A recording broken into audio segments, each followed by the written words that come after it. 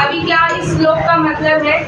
क्या भगवान श्री राम श्री कृष्ण से भी बड़ा कोई पूज्यमान है? वो भी तो मानव तनधारी थे।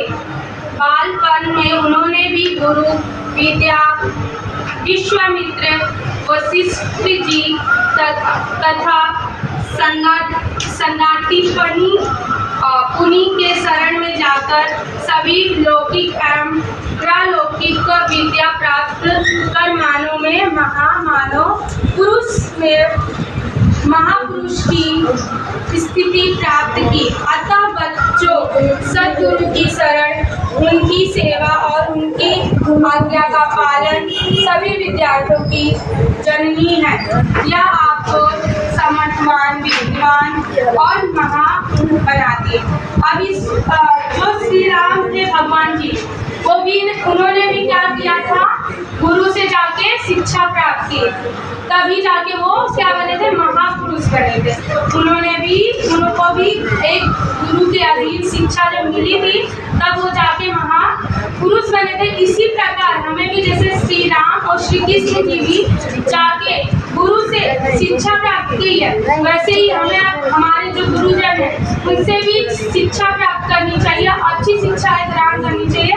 उससे हमारे समर्थ और विद्वान और महान हम जैसे हम शिक्षा जैसे राम जी और कृष्ण जी ने भी शिक्षा प्राप्त करके महापुरुष बने थे, वैसे ही हम भी अपने मानव समाज में हम भी महान बन सकते शिक्षा प्राप्त करके।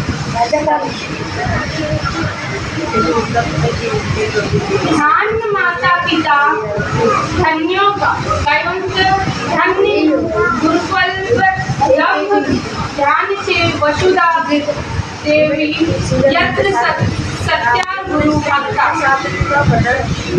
जिसके अंदर गुरु भक्ति है, उसकी माता धन्य है, उसके पिता धन्य है, उसका वंश धन्य है, उसके वंश में जन्म लेने वाले धन्य है, असम धरती माता धन्य है। अभी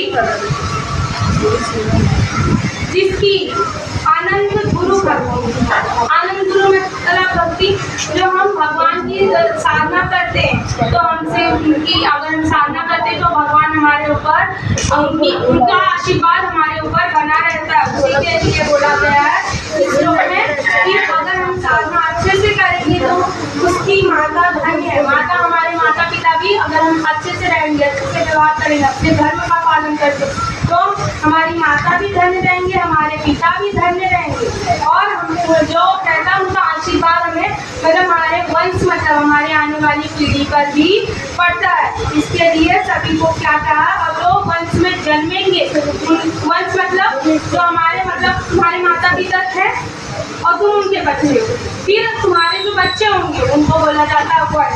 तो इसके लिए वंश का जो होगा उनके ऊपर भी प्रभाव पड़ेगा। तो इसके लिए हमें गुरु भक्ति करनी चाहिए कि हमारे आने वाले कल में सुधार हो सके, कोई हमारे ऊपर विपदा न आए, भगवान की कृपा हमेशा बनी रहे। इसके लिए हमें भक्ति करनी चाहिए।